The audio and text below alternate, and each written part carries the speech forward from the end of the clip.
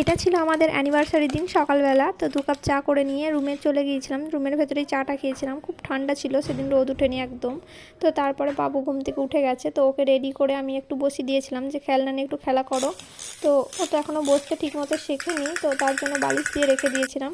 কিন্তু ও খেলা করবে কোথায়, ও আমার কোলেই থাকবে। তো যাই হোক, ও একটু ওর পাপার কোলে ছিল, আর আমি এখানে বিরিয়ানি সব কিছু ঠিক করে নিলাম। তো তারপরে ও কোল ছাড়া থাকতেই চাইছিল না, ওর বাবা বলছে আমি আর নিতে পারছি না, তুমি নাও।